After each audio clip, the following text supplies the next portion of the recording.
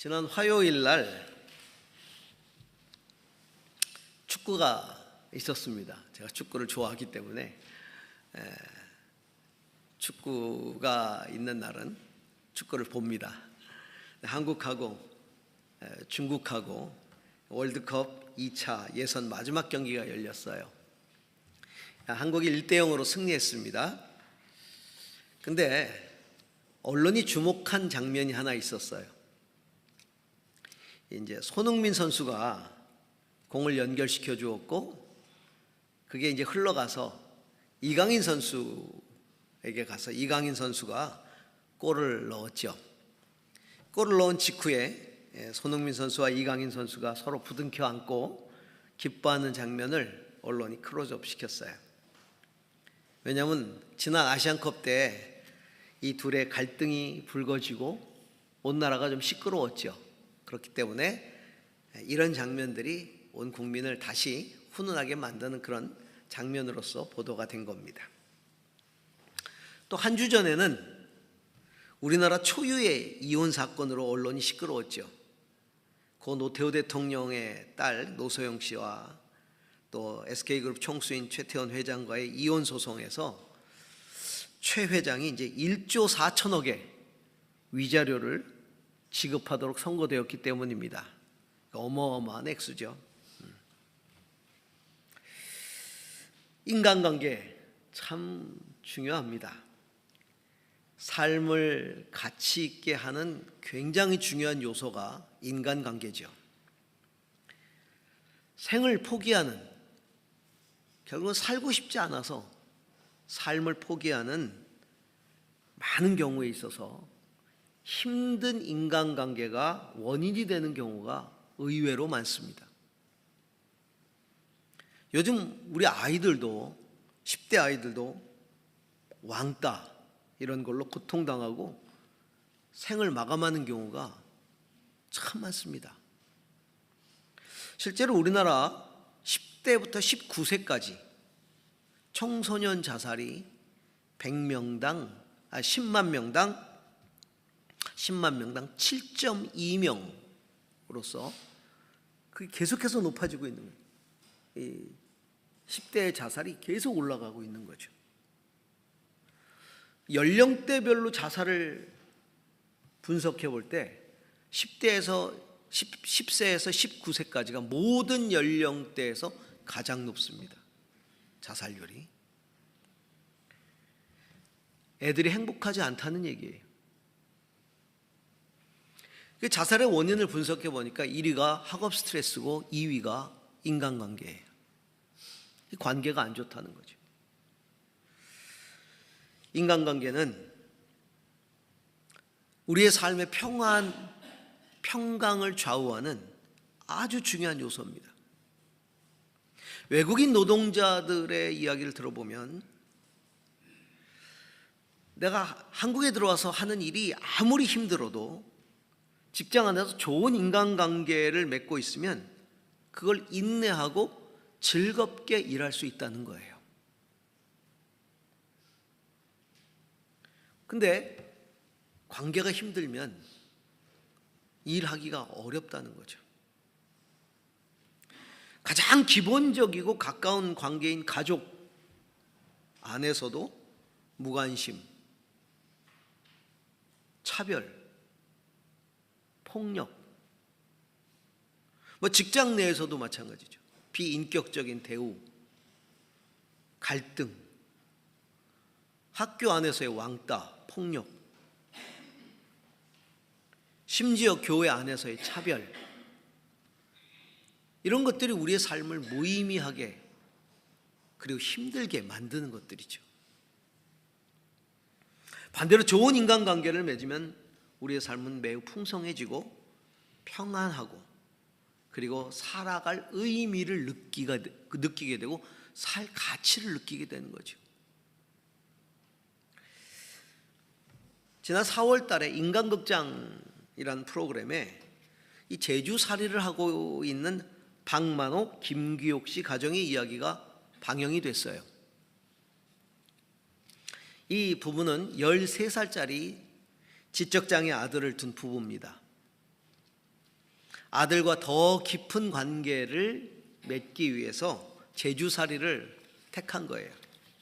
원래 대구에서 살았는데 사진을 잘 찍는 사진 작가예요. 그래서 대구에서 웨딩 사진계를 평정할 만큼 아주 유명한 사진 작가인데 그 어려움 없는 삶을 살다가 가만히 뒤를 돌아다 보니 그 삶이 너무 바빠서 지적장애 아들, 그 아들을 돌보지 못했다는 거죠.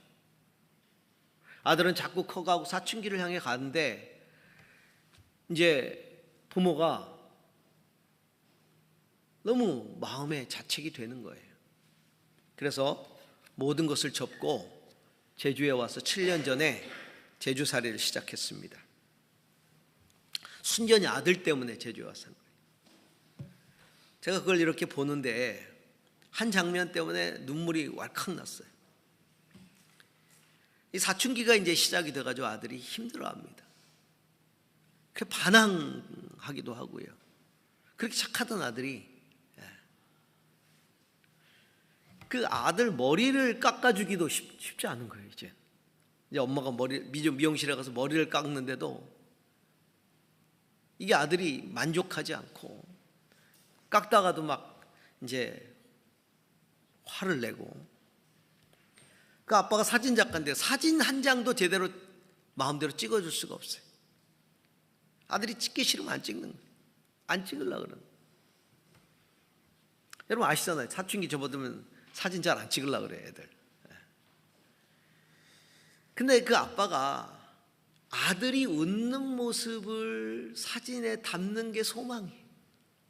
아들이 행복해하는 모습을 사진으로 담는 게 소망이에요.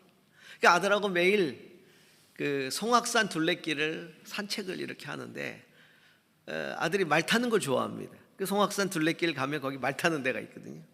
그 말에 태워가지고 이렇게 아들이 둘레길을 돕니다. 그래서 굉장히 행복해 하잖아요. 그걸 사진으로 담는 거예요. 그 사진으로 담으면서 아빠는 너무 행복해 하는 거예요. 근데 그 장면을 보는데 눈물이 울컥하고 쏟아졌어요. 여러분, 요즘 인간관계 행복하세요? 어떠세요? 우리의 삶에 진정한 평안을 가져다 주는 믿음은, 신앙은 하나님 마음을 가지고 이웃들과 슬기로운 관계를 맺는 겁니다. 그때 평안이 와요.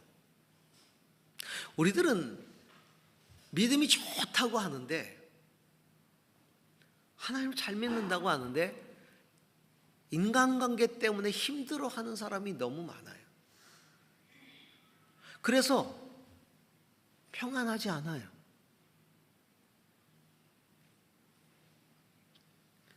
정말 슬기로운 신앙생활을 하려면 인간관계를 잘 맺어가야 돼요.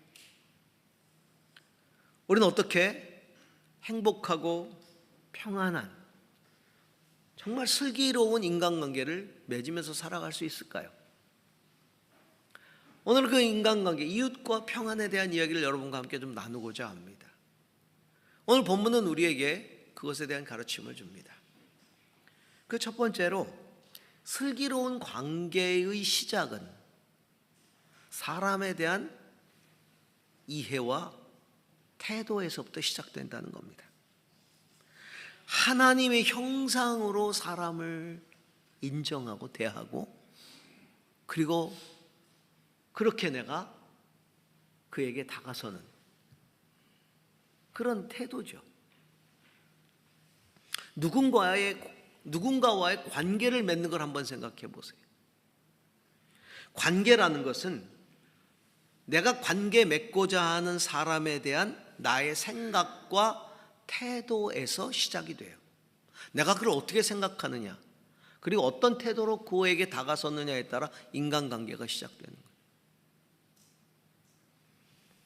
슬기로운 신앙적 인간관계라는 건요, 하나님의 마음을 가지고 사람을 대하는 거예요. 인간을 창조하신 하나님 아버지의 마음으로 사람을 바라보는 것, 그리고 그를 대하는 것이겠죠. 바로 하나님의 형상으로 사람들을 이해하고 대하는 겁니다. 오늘 우리가 읽은 시편 8편 4절에서 5절 다시 한번 우리가 한번 보겠습니다. 사람이 무엇이기에 주님께서 이렇게까지 생각하여 주시며 사람의 아들이 무엇이기에 주님께서 이렇게까지 돌보아 주십니까? 주님께서는 그를 하나님보다 조금 못하게 하시고 그에게 존귀하고 영화로운 왕관을 씌워 주셨습니다. 사람은 하나님의 형상을 따라 지음받은 존재예요. 오늘 시편 기자도 사람이 도대체 뭐라고 이토록 하나님이 생각해 주시고 돌보아 주십니까? 그렇게 하나님께 질문하면서 천사보다 조금 못한 존재로 우리를 지으셨고 영광스러운 왕관을 씌워주셨다라고 고백하고 있어요. 인간관계의 기본은 그렇게 사람을 대하는 거죠. 사람을 대하되 그 존재적인 가치를 따라서 대하고 인정하는 거예요. 존재적인 가치라는 건 뭐냐면 하나님이 지으신 근본적인 형상, 그 가치로 사람을 인정하는 거예요. 하나님의 형상으로서의 가치죠. 그런데 우리 세상은 그렇습니까?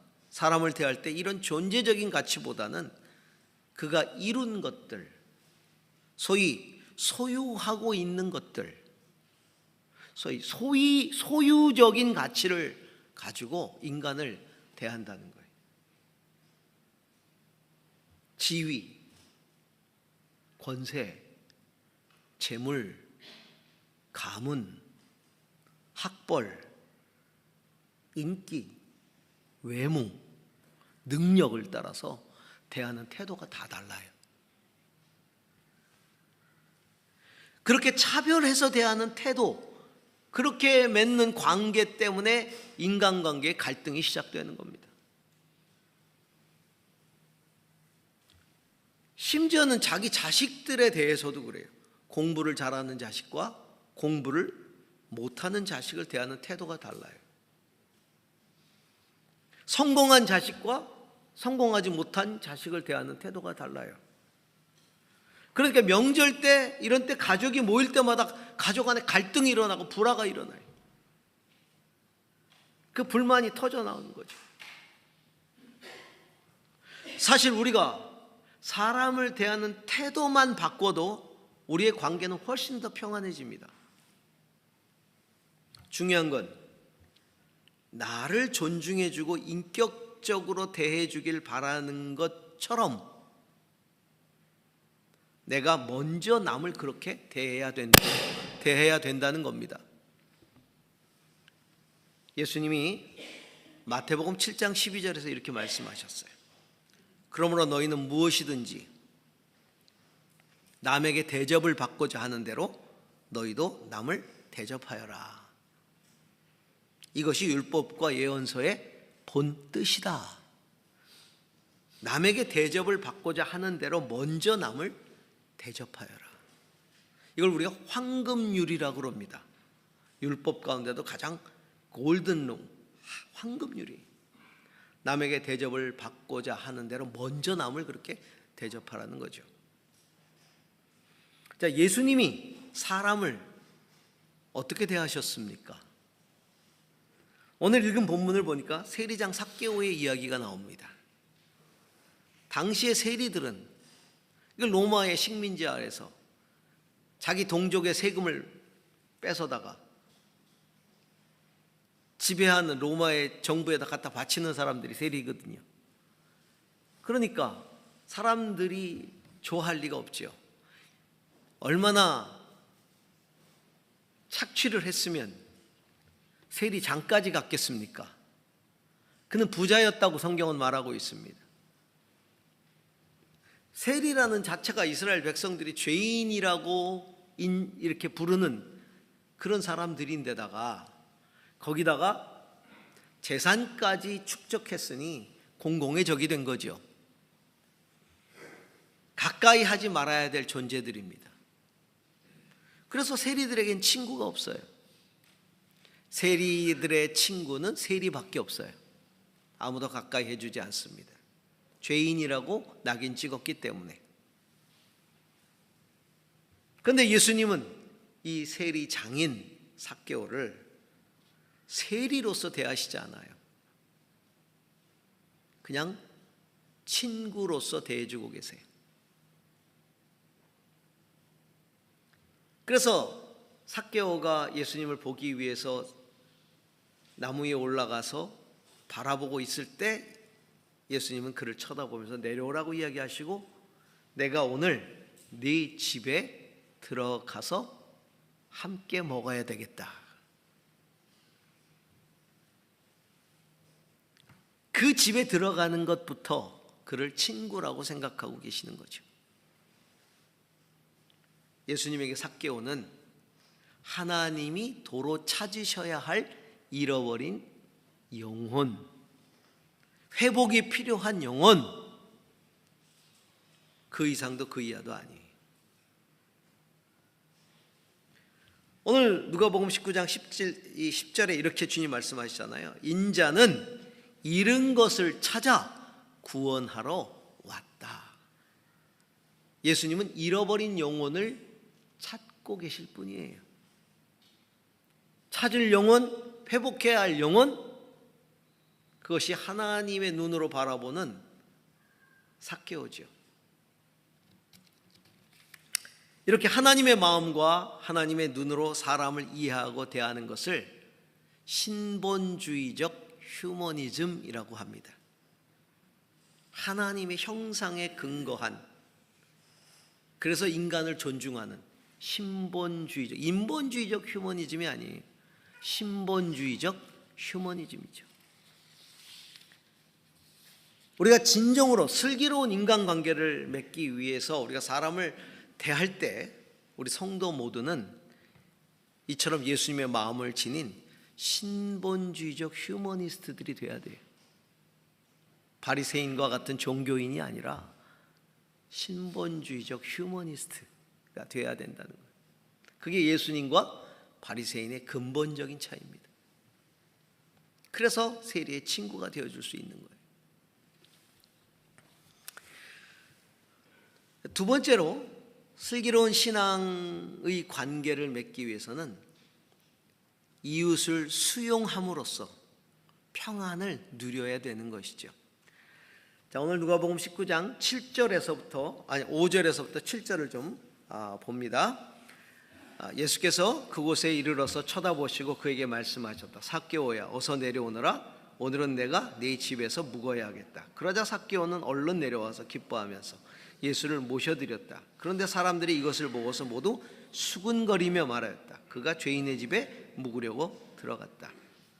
여러분, 사람을 존중하는 그 신본주의적 휴머니즘의 가치는 어떻게 행동으로 나타나냐면 수용입니다. 수용함이. 내가 누군가를 존중한다고 말하면서 그를 수용하지 않는다면 이건 진정한 존중이 아니에요. 겉으로는, 입술로는 굉장히 친절하게 말하고 친절하게 대하는 것 같지만 마음에는 철벽을 치고 있어요. 예수님이 나무에 올라가서 쳐다보고 있는 삭개오를 부르셔서 내려오라. 그리고 기도해 주실 수도 있었겠죠. 그렇게 기도해 주시고 축복해 주시고 보내셔도 됩니다. 그것만으로도 아마 삭개오는 감동해서 눈물을 흘렸을 거예요. 그렇게만 해도. 왜냐하면 수많은 사람들이 그냥 그 예수님과 어떻게 한번 관계를 맺어보려고 막 예수님 주변에서, 그러니까 삭개오가 그 예수님 볼 수 없으니까 나무에 올라간 거거든요. 그런 관계에서 한 사람을 주목해서 내려오라고 말하고 내가 너를 위해서 기도해 주겠다. 그리고 기도해 주면 얼마나 감동이겠어요. 근데 잃어버린 영혼을 되찾기 위해 예수님은 그 인생을 수용하셨어요. 받아들이셨어요. 아무도 친구가 되어주지 않는 그의 집으로 들어가셔서 먹고 마시고 그렇게 친구가 되어주신 거예요. 사람들은 삭개오를 죄인 취급하고 가까이 하지 않았지요. 수근거렸어요. 그가 죄인의 집에 묵으려고 들어갔다. 그가 죄인의 집에 묵으려고 들어갔다. 그러면서 수근거립니다.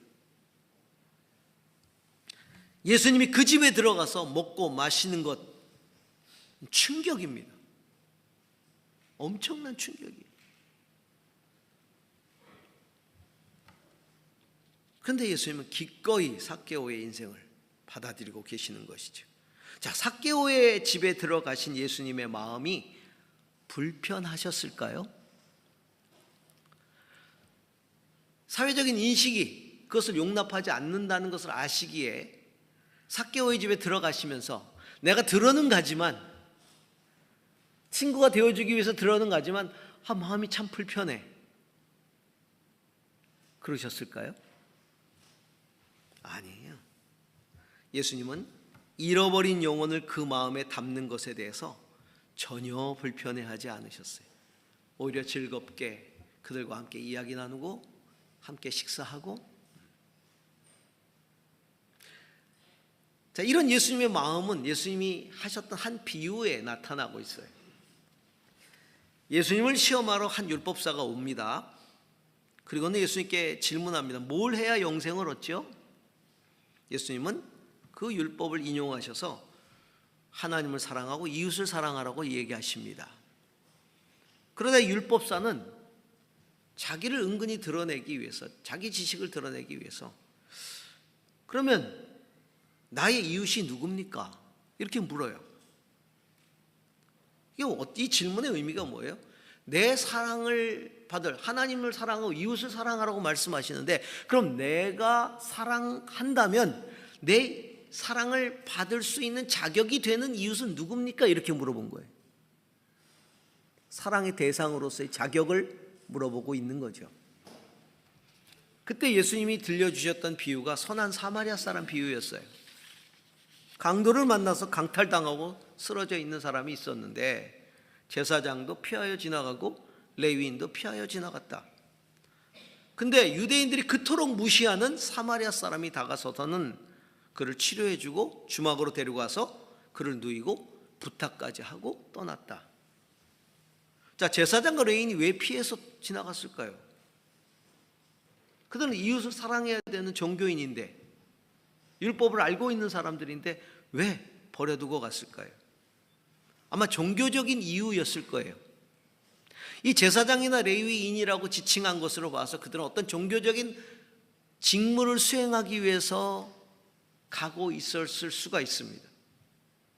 그럼 종교적인 직무를 수행함에 있어서 시체를 가까이 하는 것은 죄가 되거든요. 정결법을 어기는 것이거든요. 그러면 다시 정결의 기간을 거쳐야만 자기의 의무를 할 수 있어요.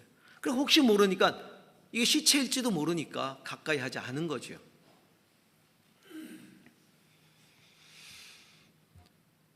그런데 사마리아 사람은 그냥 그 상처 입은 사람을 끌어안았어요. 치료해 줬어요. 예수님은 누가 강도 만난 자의 이웃이 되어 주었느냐 이렇게 물으시면서 이와 같이 너도 하라 이렇게 말씀하셨어요. 이 율법학자는 자기가 끌어안을 자격이 있는 대상으로서의 이웃이 누구냐고 물었는데, 예수님은 그 대상이 누구이든지 끌어안아야 할 주체로서의 이웃이 되어주라고 말씀하고 있죠. 누가 나의 이웃입니까? 라고 묻는 질문에 대해서 네가 사마리아 사람처럼 이웃이 되어주라 라고 대답을 하신 거예요. 슬기로운 인간관계를 위해서는 이웃을 고르는 자가 되지 말고 그 이웃을 수용하고 이웃이 되어주는 이웃이 되어주라. 그렇게 이야기하고 있는 것이죠. 이웃을 수용하는 주체가 되어야 한다는 겁니다. 이미 예수님은 사마리아 사람의 이웃이 되어주고 계신 거예요. 예수님 이 비유를 할 때 예수님 마음에는 이미 사마리아 사람의 이웃이 되어주고 있는 거죠. 그래서 사마리아의 수가성 여인의 스토리도 우리는 잘 알고 있잖아요. 이웃이 되어주었던. 우리는 그렇게 수용해야 돼요. 그 다음에 세 번째로 슬기로운 관계는요, 우리가 이렇게 하나님 형상으로 대하고 수용하면 내적인 평안뿐만 아니라 영혼의 구원까지도 얻을 수 있다는 것을 나타냅니다. 인간관계에 있어서 그 극치가 뭡니까? 그 관계를 통해서 누군가를 구원하는 데까지 가는, 이게 인간관계의 가장 클라이막스잖아요.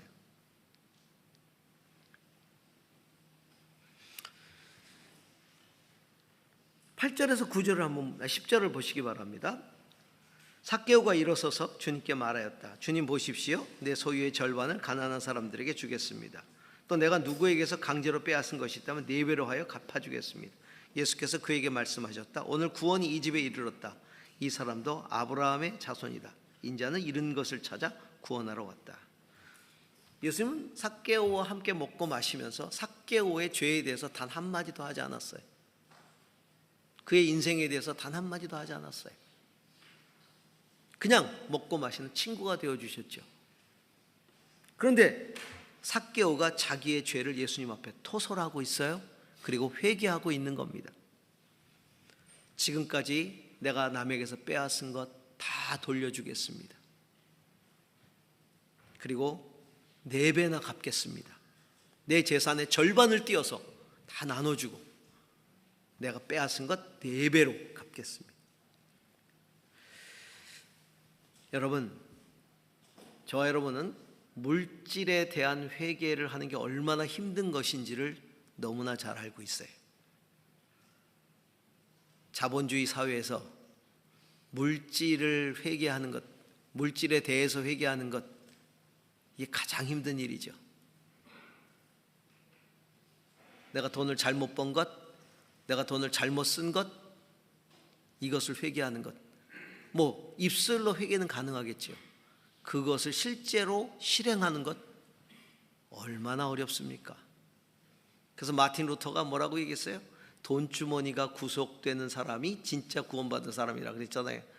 진정한 구속은 돈주머니가 구속될 때라야 완성되는 것이다 할 정도로 이 돈주머니의 구속이라는 게 너무 힘든 거예요.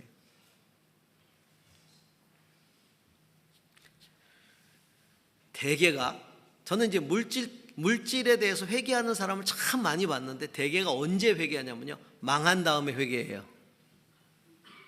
망한 다음에 회개합니다. 잘 나갈 때 회개하는 사람 저 거의 못 봤어요. 다 망하고 나서 그제서야 하나님 앞에 회개하죠. 근데 삭개오는요, 잘 나갈 때 회개했어요. 잘 나갈 때 회개하고 있어요. 진짜 회개죠. 여러분, 깊이 한번 생각해 보세요. 삭개오의 가치, 삭개오가 사람들에게 무시당하고 거절당하고 그럴수록 악착같이 돈을 모았겠죠. 그런 돈을 남에게 나눠주는 거 뭐 때문에 가능했겠어요? 그의 생각이 바뀌어버린 거죠. 그리고 그의 마음이 바뀌어버린 거예요. 그 마음에 물질을 대체하는 평안이 생겼기 때문에 그래요. 내적인 평안이 찾아온 겁니다. 영적인 평안이 예수님을 통해 찾아온 겁니다. 슬기로운 인간관계는 이처럼 서로를 평안하게 합니다. 예수님은 삭개오에게 구원을 선포하고 계십니다. 오늘 이 집에 구원이 임하였다. 이 사람도 아브라함의 자손이다.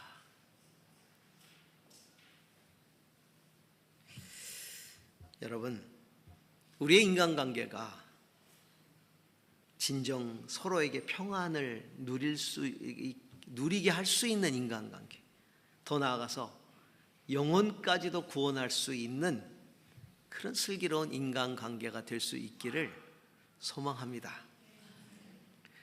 잠깐 영상 비디오 클립을 하나 보고 마무리하도록 하겠습니다.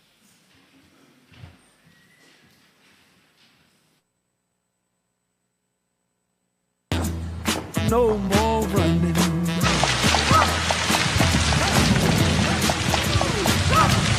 No more running. Where the hell have you been? Everywhere I look, you're not where I need you to be. It's not my imagination. Now, where the hell do you go every day? To the bathroom, sir. To the bathroom. To the damn bathroom. For 40 minutes a day? What are you doing there? We're T-minus 0 here. I put a lot of faith in you. There's no bathroom for me here. What do you mean there's no bathroom for you here? There is no bathroom. There are no colored bathrooms in this building or any building outside the West Campus, which is half a mile away. Did you know that? I have to walk to Timbuktu just to relieve myself. And I can't use one of the handy bikes. Picture that, Mr. Harrison. My uniform, skirt below my knees, my heels, and a simple string of pearls. Well, I don't own pearls. Lord knows you don't pay colors enough to afford pearls. And I work like a dog, day and night, living off of coffee from a pot none of you want to touch.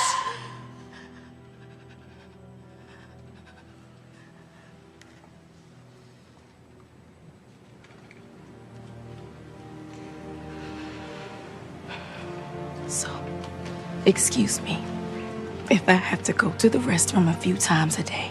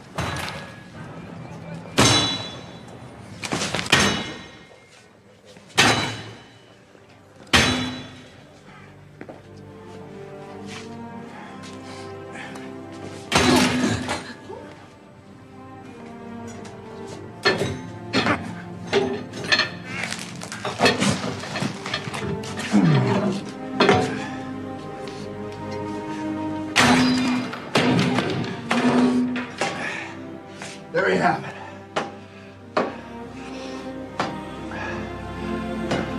No more colored restrooms. No more white restrooms. Just plain old toilets.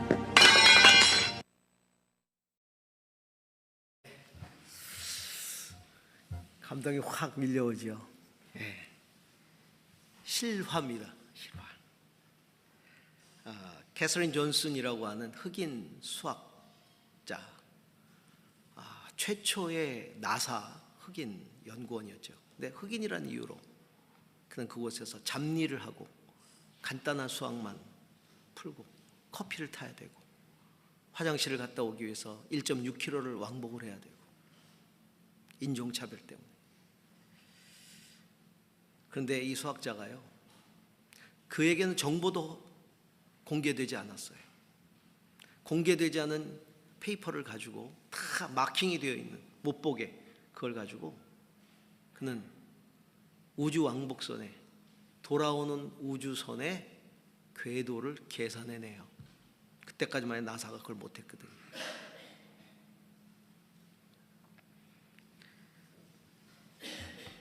케빈 코스트너 정말 멋있어요.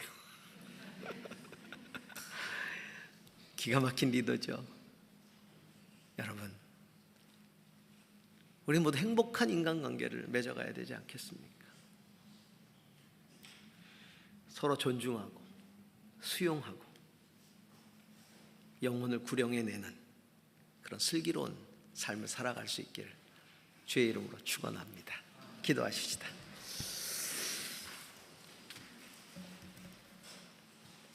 하나님,